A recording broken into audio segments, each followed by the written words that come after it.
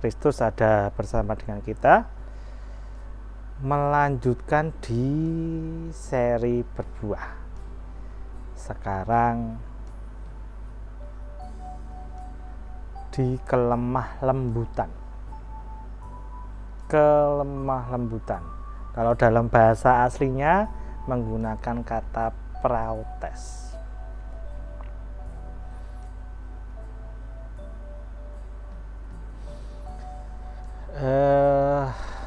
Kata prautes ini lebih mengarah kepada gini, karakter orang yang penurut, mudah untuk taat, nurutan dan mudah untuk taat, itu orang yang lemah lembut. Maka tidak heran kalau di kalimat berbahagia itu disebutkan berbagai orang yang lemah lembut, karena mereka akan mewarisi bumi. Hati yang lemah lembut itu hati yang mudah taat gitu loh, sederhananya seperti itu. Di Matius pasal 11 ayat 29. Matius pasal 11 ayat 29. Pikulahku yang kupasang dan belajarlah padaku, karena aku lemah lembut dan rendah hati, dan jiwamu akan mendapat ketenangan. Pikulahku yang kupasang dan belajarlah padaku, karena aku lemah lembut dan rendah hati, dan jiwamu akan mendapat ketenangan.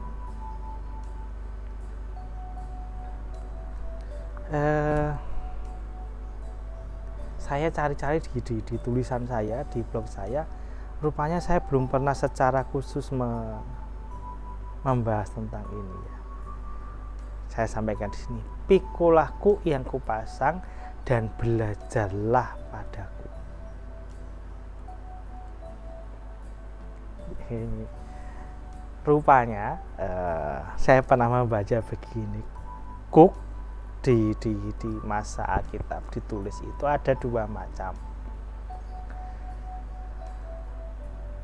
Kuk satu kuk yang dipasang kepada hewan ternak untuk menarik ya bajak gitu ya. Nah, yang dimaksud dengan kuk oleh Tuhan Yesus di Matius pasal 11 ayat 29 ini beda. Jadi kuknya itu sepasang untuk dua binatang.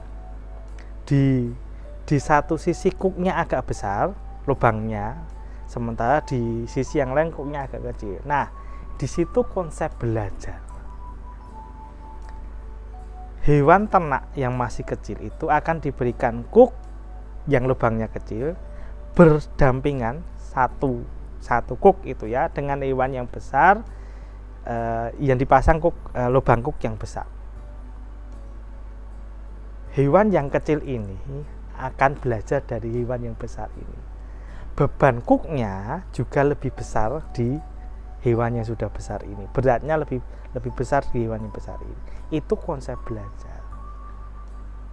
Maka benar Tuhan Yesus berkata, kalau mau punya hati, punya karakter yang lemah lembut, belajar dari aku. Maka kemudian jiwamu akan mendapat ketenangan. Itu benar. Kuknya tidak kita tanggung sendirian, tidak. Kita belajar dari Kristus yang juga ikut menanggung kuk itu, dan beratnya lebih besar daripada kita gitu loh. Ya. Jadi siapa teladan terbaik kelemah lembutan? Jelas Kristus sendiri. Maka belajar kelemah lembutan dari Kristus. Kok digunakan kata kuk gitu loh. Mungkin pertanyaannya seperti itu. Karena lemah lembut itu tidak mudah. Lemah lembut itu berat gitu. Seperti kuk yang dipasang, seperti itu loh. Jadi jangan dipikir ya karena berat gitu ya. Berat memang, tetapi kita belajar, kita didampingi oleh Kristus gitu. Itu perlunya berkata Maka gini, saya menangkap gini, ya benar, kemudian digunakan kata Paulus karena hewan yang kecil ini harus nurut kepada hewan yang besar. Ya toh. Ketika kita belajar kelemah lembutan dari Kristus, ya kita mesti belajar untuk mudah taat, untuk nurut kepada Kristus, gitu loh. Maksudnya begitu. Ya, jadi istimewa ya Alkitab ya. Itu saya senang dari Alkitab, menemukan hal-hal yang berulang kali dibaca ayat itu ya gitu. Tapi ketika membaca lagi, ada kebenaran yang baru yang muncul. Lemah lembutan. Masih di masa pandemi, ingat 3M, jaga jarak, pakai masker ya, kemudian sering-sering cuci tangan. Kalau di ruang tertutup, ventilasi, perhatikan durasinya, jarak antara satu dengan yang lain. Tuhan Yesus memberkati kita.